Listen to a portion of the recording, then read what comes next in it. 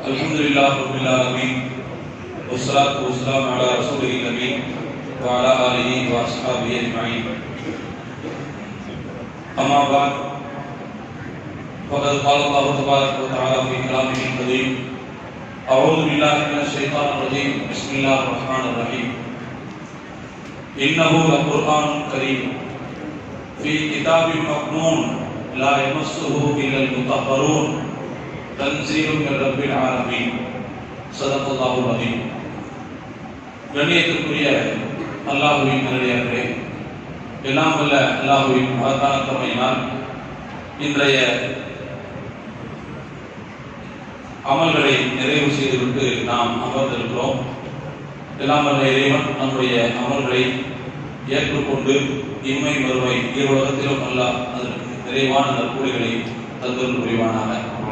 எஞ்சியிருக்கின்ற ரமலான் காலங்களில் இன்னும் உற்சாகத்தோடும் ஆக்கத்தோடும் ஊக்கத்தோடும் அதிகமான நன்மைகளை ஈட்டிக் கொள்ளக்கூடிய நல்லடியார்களாக அல்லாஹ் நம் அனைவரையும் ஆக்கிய முடிவானாக. கண்ணியத்திற்குரிய சகோதரர்களே, பெரியவர்களே, இன்றைய தினம் நாம் தராவிலே செவியுற்ற பகுதியில் ஒரு 4-5 சூறாக்கள் நாம் கடந்து வந்தோம். அதில் சூரத்துல் வாக்கியாவிலே இறுதி பகுதியில் இடம்பெறக்கூடிய ஒரு 2-3 வசனத்தை தான் நான் ஆரம்பத்தை உங்களுக்கு போதிக்கிறேன். அதில் அல்லாஹ் திருக்குர்ஆனை பற்றி பேசுகிறார். திருக்குர்ஆனின் தூய்மையை பற்றி அல்லாஹ் அதிலே குறிப்பிடுகிறார். இன்னஹு லகுர்ஆனுன் கரீம், அது சங்கை மிக்க குர்ஆனாக இருக்கிறது. ஃபீ கிதாபின் மக்னூன், அது மறைக்கப்பட்ட ஏட்டிலே இருந்தது. லா யமஸ்ஸுஹு இல்லல் முத்தஹ்ஹரூன், தூய்மையானவர்களை தவிர வேறு யாரும் அதை தொடமாட்டார்கள். தன்சீலும் மின் ரப்பில் ஆலமீன், அது அகிலங்களை படைத்தாளுகின்ற இறைவனிடமிருந்து இறங்கியது, இறக்கி அருளப்பட்டது என்று அல்லாஹ் குறிப்பிடுகிறார். திருக்குர்ஆனுடைய தூய்மை தன்மையை இந்த வசனங்கள் குறிப்பிட்டு காட்டுகின்றன. அதிலும் குறிப்பாக சொல்வதாக இருந்தால், இந்த வசனங்களுக்கான விளக்க வரையை நாம் திருக்குர்ஆன் விரிவுரைகளில் தஃசீர்களில் பார்க்கும்போது இப்படி எழுதுவார்கள். அந்த குர்ஆன் என்பது மிகவும் சங்கைக்குரியது, அதை தூய்மையானவர்களை தவிர வேறு யாரும் தொடமாட்டார்கள் என்று வருகின்ற அந்த இடத்திலே மலக்குகளை தவிர வேறு யாரும் அதை நெருங்க மாட்டார்கள். ஏனென்றால் அது ஃபீ கிதாபின் மக்னூன், பாதுகாக்கப்பட்ட, அதாவது மூடி மறைக்கப்பட்ட ஏட்டில் அது இருக்கிறது. மூடி மறைக்கப்பட்ட ஏடுகிறது எதை குறிக்கிறது அப்படின்னு சொன்னா லவ்ஹுல் மஹ்ஃபூஸ் குறிக்கிறது. லவ்ஹுல் மஹ்ஃபூஸ் அப்படிங்கிறது அது இறைவனால் ஏற்கனவே திட்டமிடப்பட்ட அனைத்தும் பதிவு செய்யப்பட்ட ஒரு ஏடு குறிக்கிறது. அதை அல்லாஹ் நாடிய மலக்குகள் தவிர யாரும் நெருங்க முடியாது. அப்படிப்பட்ட தூய ஆத்மாக்கள் மட்டுமே அதை நெருங்க முடியும், அவன் நாடிய ஆட்கள் மட்டுமே நெருங்க முடியும் என்று அல்லாஹ் குறிப்பிடுகிறார். அதோடு அது அகிலங்களை படைத்தாளக்கூடிய இறைவனிடமிருந்து இறக்கி வரப்பட்டது என்றும் அந்த வசனங்கள் குறிப்பிடுகின்றன. தொடர்ந்து இந்த வசனத்தில் இருந்து ஒரு சட்டத்தை மார்க்க அறிஞர்கள் இருக்கிறார்கள். பொதுவா இந்த கேள்வி ரம்ஜான்ல அடிக்கடி வரும். நேற்று கூட அந்த கேள்விக்கு பதிலும் சொன்னோம். குர்ஆன் ஓதும்போது உதவு செய்யுமா அப்படின்னு நான் வசதியா நீங்க ஆயத்தே வந்ததுனால இதை நேற்று பதில் சொன்னேன். ஆனா இருந்தாலும் ரொம்ப டீட்டெயிலா சொல்லல, தேவையான அளவுக்கு மட்டும் சுருக்கமா சொன்னேன். அதுக்கு வசனம் வந்ததை பயன்படுத்தி கொஞ்சம் விரிவா சொல்லிட்டா அடுத்தடுத்து இந்த கேள்வி வராம இருக்குமே அப்படிங்கிற ஒரு காரணத்துக்காக அது ஒரு விளக்கமாக சொல்லிவிடலாம் என்று நான் விரும்புகிறேன். தோழர்களே, இந்த வசனத்திலிருந்து அறிஞர்கள் சட்டம் என்ன எடுக்கிறார்கள் என்று சொன்னால், முதல்ல உது செய்ய தேவையில்லை அப்படின்னு சொல்றவங்க இந்த வசனத்தை என்ன சொல்லுவாங்க அப்படின்னா, இது குர்ஆன் ஓதும் போது உது செய்யணும்னு சொல்லி இந்த வசனம் சொல்லல. ஏன்னா தூய்மையானவர்களை தவிர வேறு யாரும் தொடமாட்டார்கள் அப்படின்னா அது மலக்குமார்களை குறிக்கிறது. மலக்குமார்கள் என்ன செய்வாங்கன்னு சொன்னா லவ்ஹுல் மஹ்ஃபூஸ நெருங்கும், அவங்க மட்டும் தான் நெருங்க முடியும், சைத்தான்கள் நெருங்க முடியாது. அப்ப எனவே அந்த அர்த்தத்துல குறிக்குது. எனவே ஒழு செய்யணுங்கிற ஒரு விஷயம் இதுல இல்ல என்று ஒரு வாதத்தை முன்வைக்கும். ஆனால் இதே வசனத்திலிருந்து ஒது செய்ய வேண்டும் என்று சட்டம் எடுக்கக்கூடிய பெரும்பான்மை அறிஞர்கள் என்ன விளக்கத்தை எடுக்கிறாங்க அப்படின்னு சொன்னா, முதலாவது லவ்ஹுல் மஹ்ஃபூஸை பத்தி இது குறிப்பிட்டாலும் கூட லவ்ஹுல் மஹ்ஃபூஸில் பதிவு செய்யப்பட்ட குர்ஆன் தான் அது என்றாலும் கூட இந்த வசனத்தினுடைய மூன்றாவது இடத்தில் அல்லாஹ் ஒரு வார்த்தையை சேர்த்து சொல்றான். தன்சீல் என்ற ஒரு வார்த்தையை பயன்படுத்துறான்.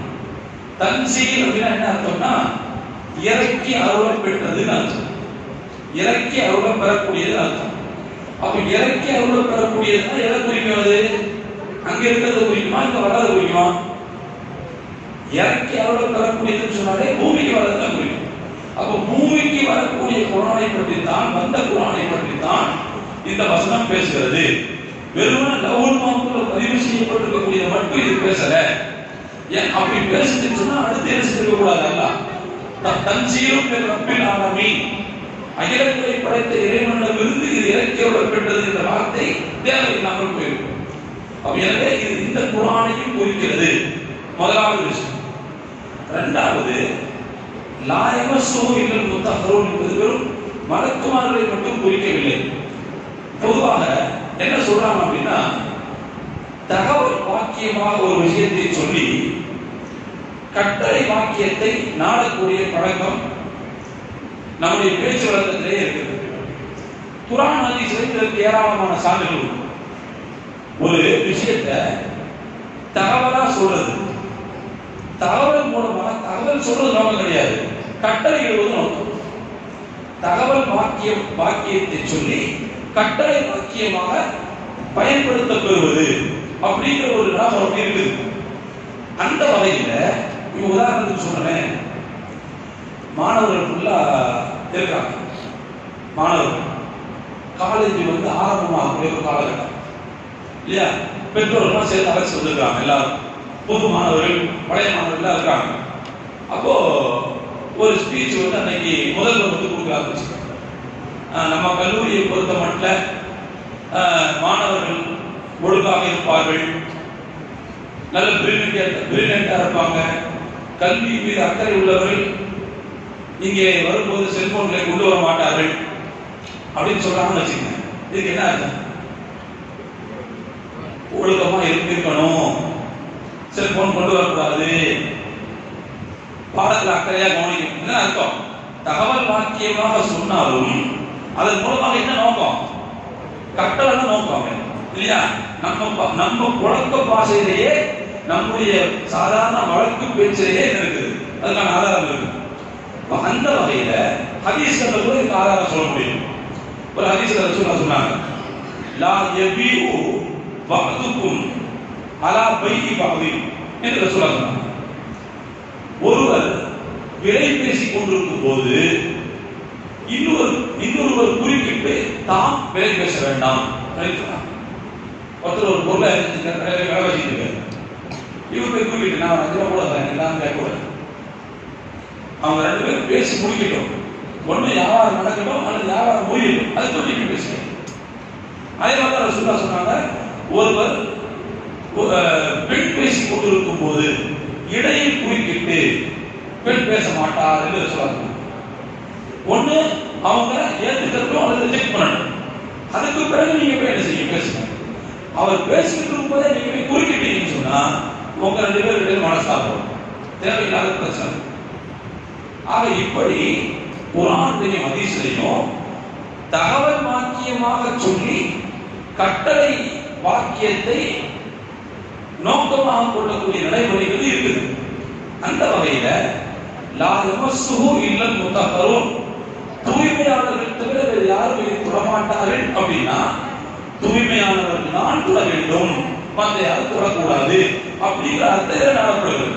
இது நான் என் சொல்லல, இந்த அர்த்தம் ஃபுல்லா ஹதீஸ் கலை வல்லுநர்கள் சொல்லக்கூடிய பொருள்.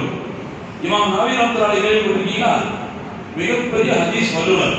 நாம் வாசிக்கிற மாதிரி ரியாதுஸ் சாலிஹீன் உலகம் ஃபுல்லா ஆதாரபூர்வமான ஹதீஸ் நூல்னு சொல்லி ஏற்றுக்கொள்ளப்பட்டு வாசிக்கப்படுது.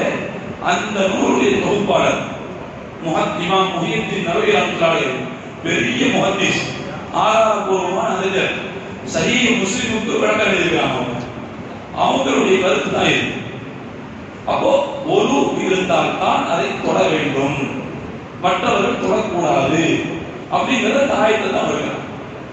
ஆக இந்த வசனம் என்பது அப்ப ஆரம்பத்துல குர்ஆன ஓதுறதுக்கு ஒது வேணுமா வேண்டாமா அப்படிங்கிற இந்த விஷயத்தை நம்ம பார்க்கும்போது ஒரு 2-3 கேட்டகரியா பிரிக்கலாம். முதல்ல ஒது தேவையில்லைன்னு சொல்ல முடியாது. ஒதுவுடன் குர்ஆனை ஓதுவது விரும்பத்தக்கது. ஒதுவுடன் ஓதுவது எடுத்தோடனே தேவையில்லைன்னு சொல்லிடுவாரு.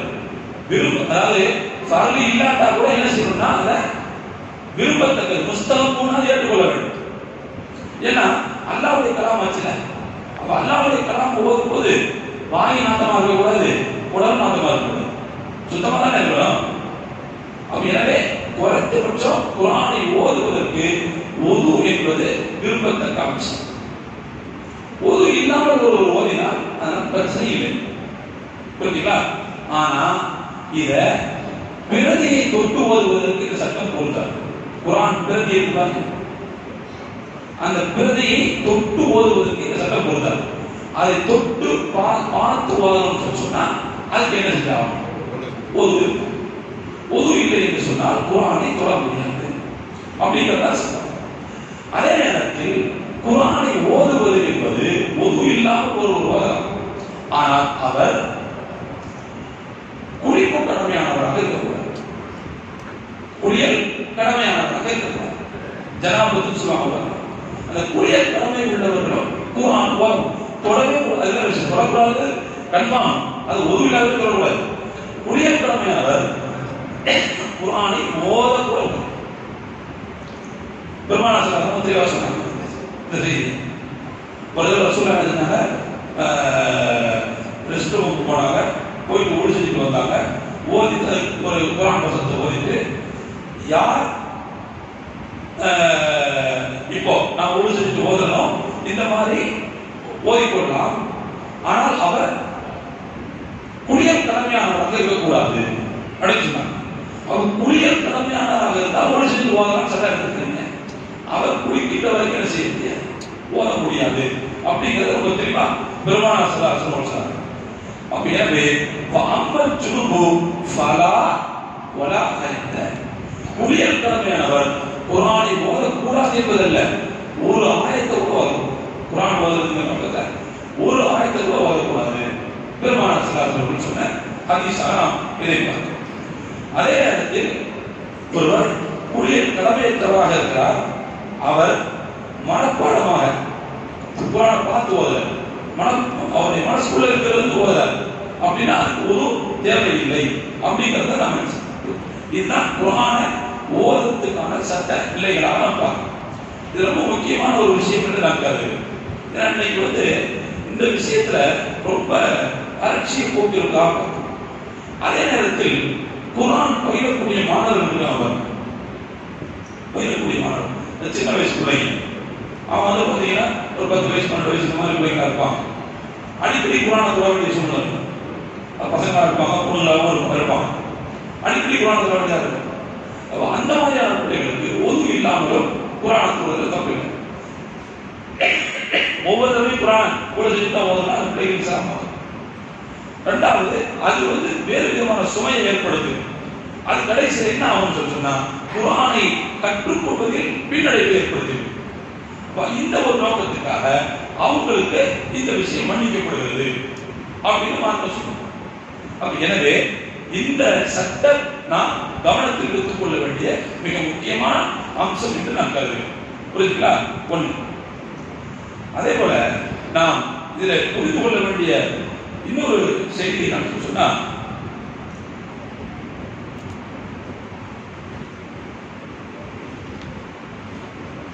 இன்னொரு சட்டம் என்ன சொன்னா செல்லுல ஓடுறது. அதுவும் எனக்கு கேள்வி வந்துச்சு. செல்லுல ஓடுறத பொறுத்தப்பட்ட நல்லா கவனிக்கணும். குர்ஆனை தொட்டு ஓதுவதற்கு ஒது வேண்டும் என்று சொல்லுங்க இல்லையா? ஆனால் செல்போனில் ஒருவர் குர்ஆன் ஓதுவதற்கு ஒது இருக்க வேண்டும் என்கிற அவசியம் இல்லை. ஏன் அப்படின்னா குர்ஆன் பிரதி அதை தொடுவதற்கும் செல்போன் திரையை தொடுவதற்கும் இடையில் நிறைய வித்தியாசம் இருக்கு. நல்லா கவனிங்களேன், குர்ஆன் அல்லாஹ்வுடைய வார்த்தைகளை பதிப்பிக்கப்பட்ட ஒரு நூல். அல்லாஹ்வுடைய கலாம் பதிப்பிக்கப்பட்ட ஒரு நூல். நீங்க அதை மூடி வச்சாலும் உள்ளுக்குள்ள என்ன செய்யும்? இருந்துவிட்டால் மூடி வச்சாலும் இருந்துவிட்டால் திறந்து பார்க்கமா தெரியல, மூடி வச்சாலும் இருந்துவிட்டால். ஆனால் செல்போன் திரையில் வரக்கூடிய அந்த குர்ஆன் வசனங்கள் பார்த்தீங்களா, அது பதிப்பிக்கப்பட்ட எழுத்துக்கு நிகரானது கிடையாது. ஏனென்றால் செல்போன் திரையில், செல்போன் மட்டுமல்ல, இந்த மாதிரி டிஜிட்டல் அந்த திரைகளில் நாம் பார்க்கக்கூடிய எழுத்துக்கள் என்பது அது நேரடியான எழுத்துக்கள் அல்ல. புரிஞ்சுக்கிறீங்க நினைக்கிறேன். விர்ச்சுவல் எழுத்துக்கள் தான், மெய்நிகர் எழுத்துக்கள், மெய் எழுத்துக்கள் அல்ல. உண்மையிலேயே அது எழுத்து இல்லை, மெய்க்கு நிகரான எழுத்து தான். நீங்க பாத்தீங்கன்னா இந்த டிஜிட்டல் கிளாக் பார்த்துருக்கீங்களா? டிஜிட்டல் கிளாக்ல 4 நம்பர், அதாவது அது ஆஃப் ஆகிருக்கும் போது 4 நம்பர் இருக்கும். அந்த 4 நம்பர் என்ன நம்பர் இருக்குன்னு சொல்லுவோம்? கரெக்டா சொன்னீங்க பாத்தீங்களா? ஏன்னா அந்த 8 இருந்தா தான் ஏதாவது ஒண்ணு 1 2 ஏதாவது பண்ணா மத்த எல்லா நம்பரும் வந்துடும். அப்போ நான் எதுக்கு சொல்ல வரேன்னு சொன்னா, அந்த எழுத்து அது அவ்வப்போது கோர்க்கப்படுகிறது, அவ்வளவுதான். டிஜிட்டலாக தான் அவ்வப்போது கோர்க்கப்படுகிறது. மொத்தமா அதுல இல்லை, மொத்தமா அந்த எழுத்து ஃபுல்லாக கிடையாது. ஆனா குர்ஆன் அப்படி இல்லை, பிரதிகள் அப்படி கிடையாது. ஒரே நேரத்தில் அந்த 30 ஜுஸும் அப்படியே பதிப்பிக்கப்படும். டிஜிட்டல் கிளாக்லயே மொத்த நம்பரும் இல்லை, வெறும் 8 தான் இருக்குது. தேவைப்படும் போது மேல இருந்து அடிச்சுட்டா அது கீழே இருந்து அடிச்சா 7 ஆகிக்கிறது, சைட்ல இருந்து அடிச்சு விட்டா 9 ஆகிக்கிறது, 8 ஆகிக்கிறது, 3 ஆகிக்கிறது. அப்போ அதுலயே மொத்த நம்பர் கிடையாது. ஏதாவது ஒன்று எடுத்து போது வேற நம்பரா மாறிக்கிறது. அப்ப அப்படிங்கும் போது அந்த திரையிலேயே முழு எழுத்துக்கள் இல்லை. அப்படின்னா நாம பயன்படுத்துற செல்போன் திரை, டேபோ இதெல்லாம் பாத்தீங்கன்னா அது சில அலைகள்லாம் ஒன்று சேர்ந்து எழுத்துக்களாக நமக்கு காட்சி தருது, அவ்வளவுதான். அதே நேரத்தில் நாம அதை தள்ளி விட்டோம்னு வச்சுங்க, அந்த அலைகள் மறைச்சு வேறு அலைகள் எழுத்துக்கள் உடனே வந்து திடீர்னு தள்ளி விட்டோம்னா ஒரு சினிமா பாட்டு வந்தது. பார்த்துக்கணும், உதாரணத்துக்கு சொல்றேன். புறாவை போயிட்டே இருக்கோம், திடீர்னு தள்ளி விட்டோம் ஒரு சினிமா பாட்டு வந்தது. அப்ப வேற அலை உள்ள சேர்த்து செஞ்சது, 2 பேர் டான்ஸ் ஆடுறது வந்தது. அப்ப அப்படிங்கும் போது அதுல இருக்கின்ற அந்த குர்ஆன் எழுத்துக்கள் என்பது எப்படி பதிப்பிக்கப்பட்ட குர்ஆனில் இருக்கிறதோ அதற்கு நிகரானதுன்னு சொல்ல முடியாது. ஆனா அது அப்படி இல்லை, எப்போதும் ஃபுல்லா எத்தனை எழுத்து குர்ஆன் இருக்குதோ அத்தனை எழுத்துல பதிப்பிக்கப்பட்டே இருக்கு. அதனால தான் அதை தொடுறதுக்கு சட்டம் வேற, செல்போனை தொடுறதுக்கு சட்டம் வேற. புரிஞ்சுங்களா? இதை தொடுறது மாதிரி அது வராது. அதனால தான் குர்ஆனை தொட்டு ஓதுவதற்கு ஒது வேண்டும் என்று சொல்றோம், செல்போனை தொடுறதுக்கு ஒது தேவையில்லை. புரிஞ்சுங்களா? அதை குர்ஆன் அதாவது குர்ஆன் பேப்பரை தொடுற மாதிரி கிடையாது. அதை புரட்டா கூட குர்ஆன் பேப்பரை புரட்ட மாதிரி கிடையாது. புரிஞ்சுங்களா? அது சில அலைவரிசைகள், சில அலைவரிசைகள், சில அலைகள் ஒன்று சேர்ந்து எழுத்துக்களாக தோற்றம். சொல்ல போனா நம்முடைய தமிழ் கலோக்கியல் பாஷை சொல்வதா மாய தோற்றம், விர்ச்சுவல் மெய்நிகர் தோற்றம் தான், ஒரு மாய தோற்றம் தான். அப்ப அதனால அதுக்கு சட்டம் வேற அப்படிங்கிறதையும் நம்ம சேர்த்து புரிந்து கொள்ள வேண்டும். சரி, இப்போ அடுத்து இந்த குர்ஆன் தொட்டு ஓதுறதுல இன்னொரு கேள்வி தொடர்ச்சியா வந்துகிட்டே இருக்கும். மாதவிலக்குள்ள பெண்கள் அவங்களுக்கு குர்ஆன் ஓதலாமா அந்த கேள்வி வந்துகிட்டே இருக்கும். ஏற்கனவே சொல்லியிருக்கோம், குடியல் கடமையானவர்கள் சொல்லியிருக்கோம். குடியல் கடமையானவர்கள் அப்படிங்கிற லிஸ்ட்ல யார் வந்துருவாங்க? மாணவர்கள் வந்துருவாங்கல்ல. அதனால்தான் தொடர்புள்ள அந்த பெண்கள், அதே மாதிரி இவங்க எல்லாருமே அந்த காலகட்டத்தில் குர்ஆனை ஓதும். புரிஞ்சுங்களா? நேற்று நம்ம சொன்னதான் அது எதிலிருந்து சட்டம் எடுக்கிறாங்கன்னு சொன்னா, இந்த குடியல் கடமையானவர்கள் குர்ஆனை ஓதக்கூடாது அப்படிங்கிற இது இருக்குதான் அதை எடுக்கிறாங்க. அவங்க எப்ப தூய்மையாக முடியும்? அவங்களுக்கான மாதவிலக்கு இருக்க வேண்டும், அல்லது பிள்ளை பேர் தொடர்பு இருக்க வேண்டும், அதற்கு பிறகு அவர்கள் குளிக்க வேண்டும். அது மாதிரிதான் செய்ய முடியும். அவங்க தொழுவே முடியும் இல்லையா? தொழுவது அப்படிங்கிறதே அதில் குரான் ஓதுறதுக்கு தானே செய்யுது. அதனால தொழுகை கூடாதுன்னு சொல்லணும். மற்ற திக்ருகள் செய்யறதுக்கு அவங்களுக்கு அனுமதி இருக்கு. திக்ருகள் செய்யறதுக்கு அனுமதி இருக்கு. அது தப்பு இல்லை. அப்ப அப்படிங்கும் போது குரான் ஓதுதல் என்பது இருக்கின்ற காரணத்தினாலேயே அவர்களுக்கு தொழுகையில சலுகை ஓதுவது. எனவே அருமையான தோழர்களே, இந்த விஷயங்களை நாம் தெளிவாக புரிந்து கொள்கிறோம். குரானை ஓதுவதை பொறுத்த மட்டில் ஒருவர் மனப்பாடமாக ஓதினாலோ அல்லது செல்போன்ல ஓதினாலோ ஓது தேவையில்லை. ஆனால் இருந்தாலும் ஒதுவுடன் ஓதுவது விரும்பத்தக்கது. அல்லாஹ்வுடைய கலாமை ஓதுகிறார். ஆனால் விரதையை தொட்டு ஓதுவதாக இருந்தால் கண்டிப்பாக ஒது இருக்க வேண்டும். இது குளியல் கடமையற்றவருக்கு தான். குளியல் கடமையானவர் குளித்தால் தான் ஓதவே முடியும். தொட்டு மட்டுமல்ல, ஓதவே முடியும். இதுக்குள்ள யாரும் வந்துருவாங்க? மாதவிலக்குள்ள பெண்கள், பிள்ளை பெருத்துவக்குள்ள எல்லாரும் இதுக்குள்ள வந்துருவாங்க அப்படிங்கிறது நம்புகிறோம். அதே மாதிரி இருக்கிறவர்களே, குர்ஆனுடைய பிரதியில் இருக்கக்கூடிய அந்த குர்ஆனும் செல்போன் மற்ற டிஜிட்டல் திரைகளில் இருக்கக்கூடிய அந்த குர்ஆனுக்கும் இடையில சட்டத்தில் வேறுபாடு உண்டு. ஏன்னா இது வேற, அது இது பதிப்பிக்கப்பட்டு எப்போதும் ஒரு குர்ஆனாகவே காட்சி தந்து கொண்டிருக்கும். ஆனா அது அப்படி இல்லை. அது அவ்வப்போது அறைகள் மாறும் போது வெவ்வேறாக மாற வாய்ப்பு இருக்கிறது. எனவே அது குர்ஆன் பதிப்பிக்கப்பட்டது அப்படின்னு அதை எடுத்துக்கொள்ள முடியாது. அதனால இந்த விஷயத்துல குர்ஆனுடைய பிரதிக்கும் செல்போன்ல தெரியக்கூடிய அந்த குர்ஆனுடைய திரைக்கும் வித்தியாசம் சட்டத்தில் இருக்கிறது என்பதையும் சேர்த்து புரிந்து கொள்ள வேண்டும். இன்ஷா அல்லாஹ் இந்த அளவோடு என்னுடைய உரையை நிறைவு செய்கிறேன். வல்ல ரஹ்மான் சொல்லப்பட்ட விஷயங்களை உள்வாங்கி அதை நம்முடைய வாழ்க்கையில் பின்பற்றுவதற்கும் நம்மால் முடிந்த அளவுக்கு இந்த சட்டத்திட்டங்களை யார் யாருக்கு கொண்டு போய் சேர்க்க முடியுமோ அவர்களிடத்தில் கொண்டு போய் சேர்ப்பவர்களாகவும் அல்லாஹ் நம் அனைவரையும் அங்கீகரிப்பானாக என்று துஆ செய்து என்னுடைய உரையை நிறைவு செய்கிறேன். வாஹிரு தஅவானா அல்ஹம்துலில்லாஹி ரப்பில் ஆலமீன். அஸ்ஸலாமு அலைக்கும் வரஹ்மத்துல்லாஹி வபரகாத்துஹு.